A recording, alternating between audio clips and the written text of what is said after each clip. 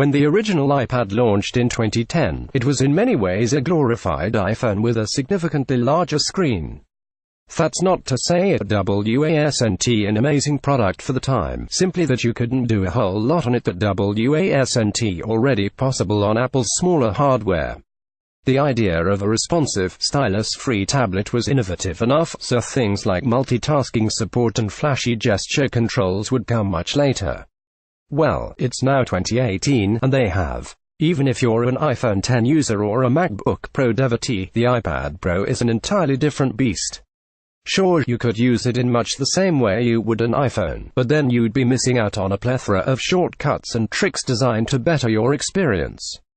Thankfully, we've assembled some of our favorite iPad Pro tips and tricks here, all of which will help you make the most of your device. How to scan, sign, and send documents. There are few tasks more agonizing than trying to quickly scan, sign, and send documents. In this day and age, it should be easy, but without a tablet, it can be frustrating booting up your scanner, opening that inadequate trial version of Adobe Reader, gathering dust on your desktop, and woefully using a mouse or trackpad to sign on the dotted line with all the grace and elegance of a toddler who's yet to develop fine motor skills.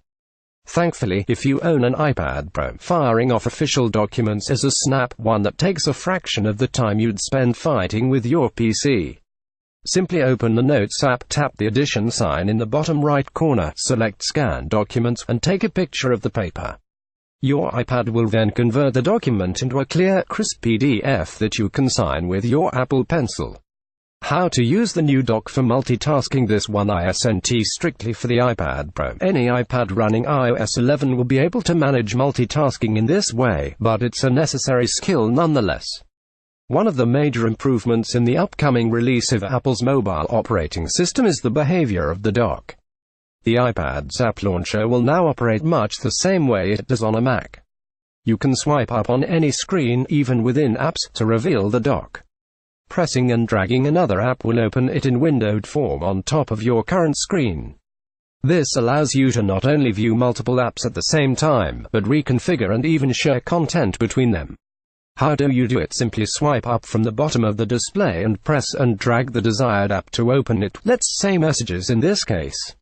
If you've got an app such as Photos or Keynote open in the main window, you can send an image by dragging it from there to the text field in Messages. It's seamless and easy, and it'll be especially useful on the larger 12.9-inch iPad Pro.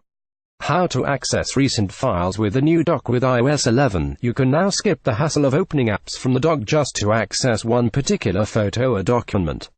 Simply press and hold on an app icon to reveal recent files. Again, it's another small change that makes iOS on the iPad a more capable platform for multitasking, one along the lines of a desktop operating system such as macOS and Windows 10. You can also drag files onto app icons, if you want to open them in other apps. How to quickly mark up docs and images with the Apple Pencil. Because Apple Pencil Touch is registered differently than your fingers, tapping the lock screen with the pencil will immediately take you to the Notes app. Doing the same on a recently taken screenshot in the bottom right corner of the display will allow you to immediately mark up that image and share it however you like. None of these actions are particularly complicated, but they're useful reminders that interacting with an object with the Apple Pencil instead of your hands always has the potential to produce more convenient results.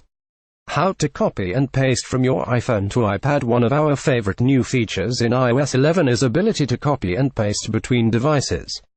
There's honestly very little setup, just make sure both devices are connected to the same iCloud account and that both Wi-Fi and Bluetooth are enabled. Once you're all set up, simply select the relevant information, long press and tap copy. You can then long press on any other connected Apple device and tap paste. How to draw straighter lines in Notes. With the ruler when sketching in Notes, there's a handy tool Apple doesn't really mention anywhere to help you draw straight lines. Simply place two fingers on the screen and a ruler will appear. You can rotate and move that ruler anywhere around the screen, and drawing over it with the Apple Pencil will produce a straight line. How to convert handwritten notes to text. The easiest, and Apple-approved, way to convert handwritten notes is to test by using a third-party app called GoodNotes. Once you have GoodNotes downloaded, you simply use the lasso tool to select your text and tap the Convert option on the menu. Sure, Good Notes is a little pricey at $8, but if you take a lot of notes you need a really good digital notebook. Good Notes is hard to beat.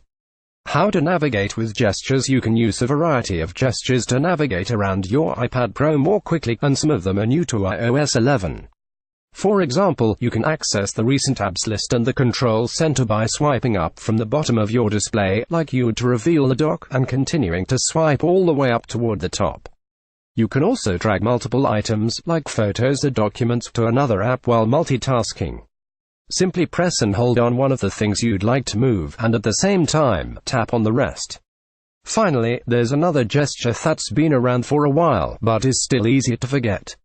To return to the home screen, you can avoid the home button by simply pinching with 5 fingers. Those are all the iPad Pro tips we have for now, but we'll update this guide going forward to include all the amazing new things you can do on an iPad Pro. Editor's recommendations.